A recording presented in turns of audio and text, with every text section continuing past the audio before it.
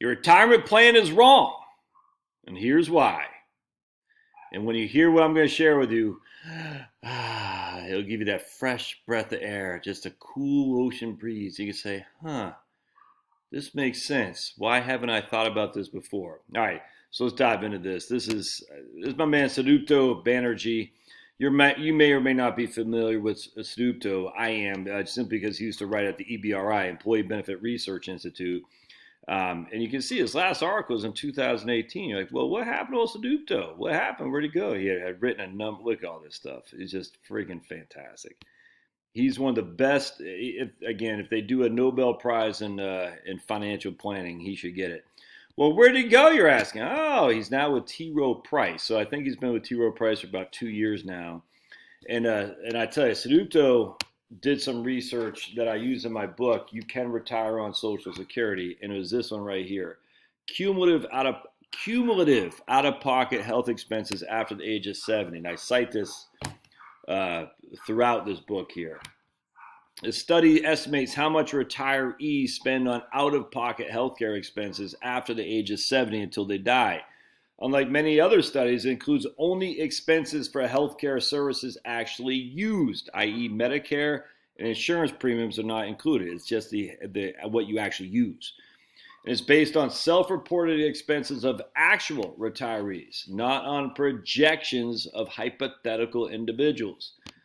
The numbers are adjusted for medical inflation reported in 2015 dollars. For the majority of surveyed people, out-of-pocket healthcare expenses are not as high as commonly believed. The median cumulative out-of-pocket expenses from 70 until death is slightly above $27,000. All right, strike one for the naysayers, the doomsdayers. And here goes strike 2 and 3. So Santiago had this March 2021 Decoding Retiree Spending. It'd be cool to get Santiago on my channel one day to interview him. I'm just not sure T. Rowe would be keen on having him because of my extreme politics. I find your politics interesting. I'd like to sign up for your newsletter if you know where that comes from. Say it in the show notes. All right, so a better understanding of spending patterns may transform retirement income solutions. Santiago says, income replacement strategies often assume inflation-adjusted spending. All right, so income replacement strategies often assume inflation-adjusted spending in retirement is flat.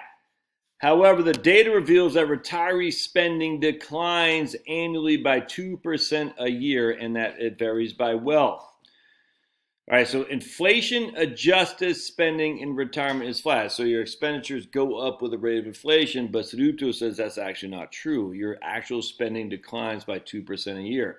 Retirees typically choose to adjust their non-discretionary spending, often considered fixed spending, to match their guaranteed income, challenging the notion that these expenses are truly fixed. Retiree spending behavior reveals a preference for asset preservation. Oh, this is so huge.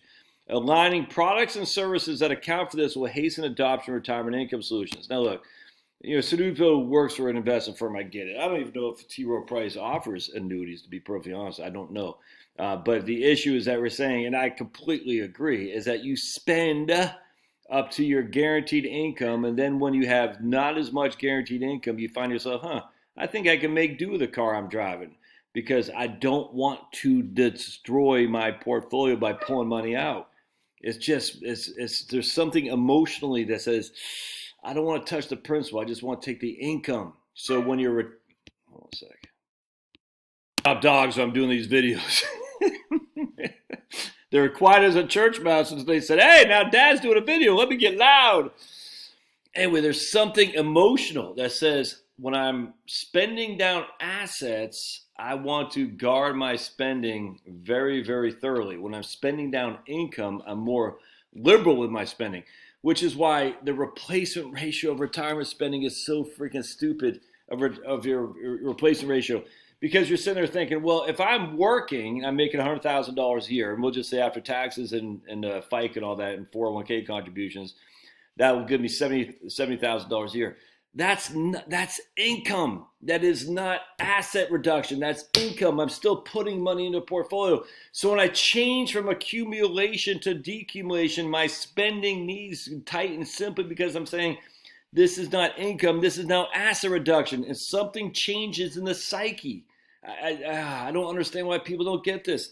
The psyche says, I'm pulling down principal. Before you weren't pulling down principal, you're adding to principal. And as such, you were a lot more liberal and loosey-goosey with your spending because you had an income that was coming in while your principal is going up. When you retire, it's the exact opposite. Oh, it drives me up the wall. All right, so let's go back. Let's see. Employers and plan sponsors need to understand the motivations behind retirement spending in order to provide optimal retirement income solutions. Defined contribution plans are quickly become a major source of wealth for retirees. For some, this may be the largest amount of money they have and is where they will be taking distributions from to recover retirement expenses. Employers, as sponsors of defined contribution plans, of which T. Rowe Price certainly is, are a key part of the process. Accordingly, many employers are beginning to rethink about what role they can or should play in providing retirement solutions. All right, to better grasp what drives retiree spending, T. Rowe Price used data from a longitudinal panel of 1,470 retired households from the HRS, Health and Retirement Service. Now, let's see, and the CAMS, the Consumption and Activities of Mail Survey. All right, so longitudinal, and I'm sure I'm butchering that up, says we're going to follow the same group of people over time. All right, that's what longitudinal means. They're going to follow. So they're going to say, Josh, when you're 40, Josh, when you're 45, Josh, when you're 50, whatnot.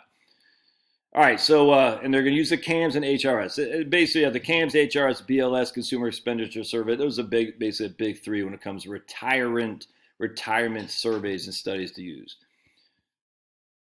All right, so steady decline in retiree non-discretionary spending drives down total spending. So total spending is up here. Discretionary spending is right here, and non-discretionary spending is this blue. All right, so you can see at 65, that's your total spending. You can see your discretionary spending is pretty flat, all right, but your non-discretionary spending starts going down. I wonder why that would possibly be. And again, I talk about in my book, you can retire on Social Security. I'm just telling you, you can. All right, non-discretionary spending, mortgage, rent, utilities, homeowners, and renters insurance, property taxes, home repairs and maintenance, housekeeping supplies, auto payments, blah, blah, blah. All right, that's non-discretionary expenses.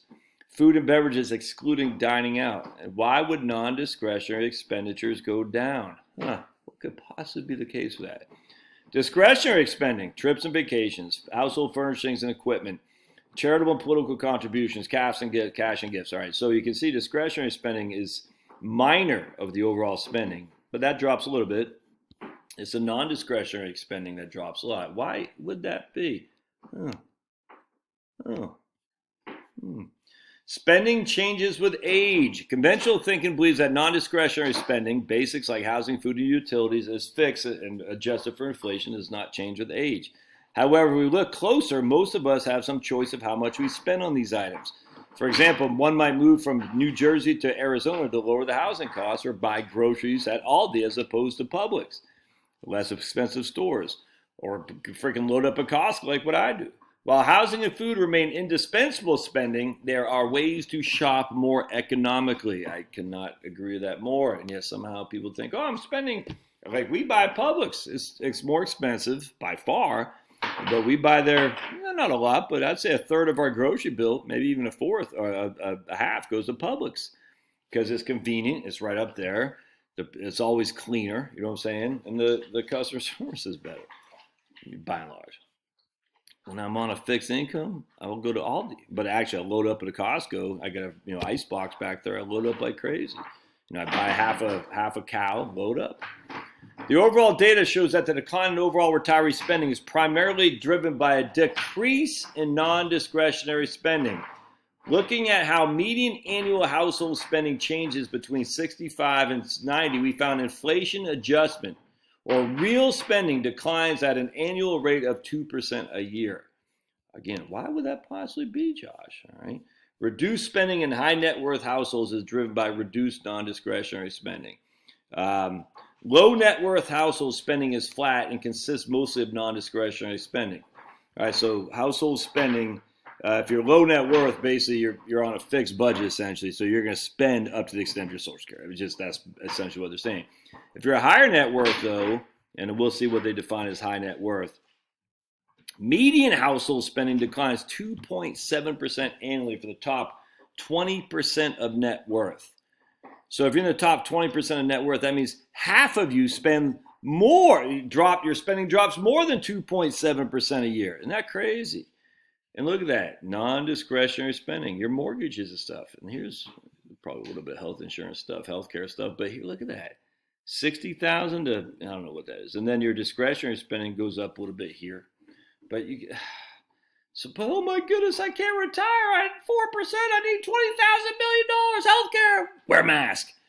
Now, if you're low income, your spending still declines, but it declines by only 0.3% annually. But still, it's a decline. It's not a flat increasing. It's still a decline. That is inflation adjusted. It still declines. Spending is personal, and it varies by net worth. While spending goes down for most retirees as they age, the extent of this declines varies widely. Spending is primarily a function of one's wherewithal, and so we looked at how spending varies across by net worth. Okay, so we examined the annual spending trends for households in the top 20% and bottom 20%. Those households had a net worth of more than $667,000. That's in the top 20%, a net worth of $667,000, which I guarantee is the bulk of the folks who look at this channel right now. Or those with less than 37,000 respectively. So you got the top 20 has over 667,000 of net worth. That's net worth is everything, by the way, your home and your assets. Spending for the top 20% drops rapidly after 65, remains mostly flat between 70 and 80, and then declines again rapidly. So here's your spending if you're in the top 20% net worth. It drops dramatically, stays flat, drops again, and flattens off. Isn't that interesting? So it goes joink, flat, poink. Pretty cool. Median spending drops at a much faster rate for those in the top 20%. The annual decline in real household spending is 2.7%. I still think that's nuts. Retirees adapt spending to their income. Hallelujah, hallelujah, hallelujah. That's exactly right. Retirees adjust spending to what their income is. I cannot stress this enough. So that's another reason why annuities actually can play a role, like income annuities for sure, because it says, look, I want to spend more, but I'm only going to spend in terms of the assurance I have that income as opposed to tap in principle. That's huge. So here we go. At age 65, the ratio of non-discretionary spending to guaranteed income quickly approaches 1. So basically, there's something in this lump of coal of ours that says I'm just going to spend what my guaranteed income is. It's easy. High net worth retirees can more easily align non-discretionary spending to guaranteed income. And guaranteed income, fixed pensions, income from annuities, and Social Security. Asset preservation drives retirement spending. I cannot stress this enough. And it's just asset preservation drives it. Just means I do not want to tap into principal. It's just that simple.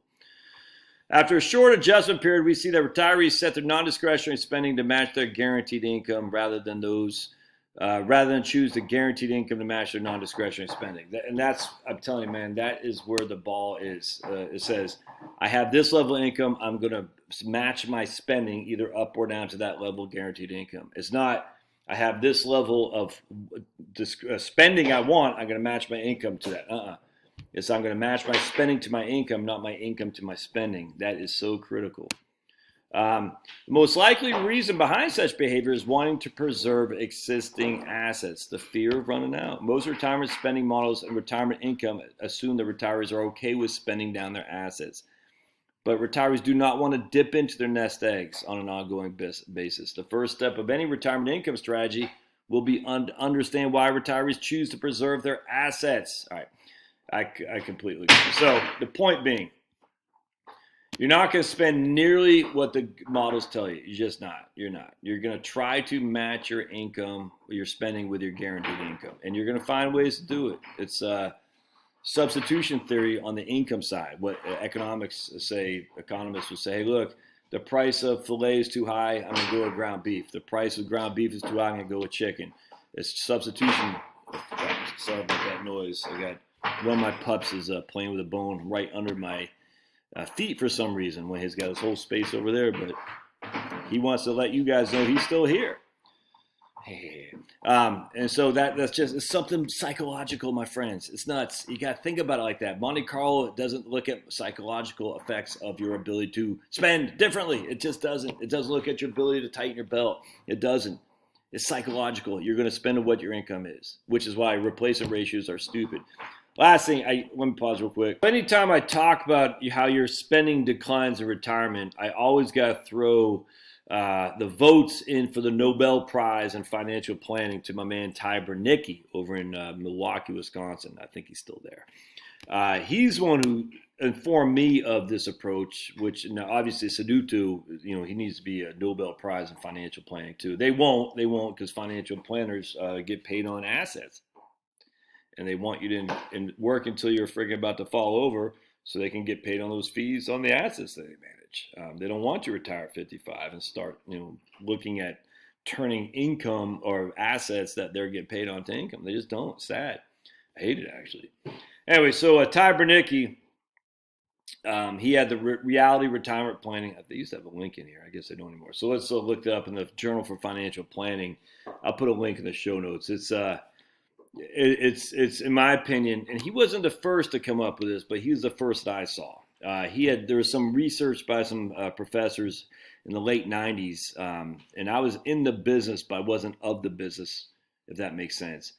And so I never came across that. And then in 2005, I'll never forget, I read Ty Bernicki's New Retirement Reality.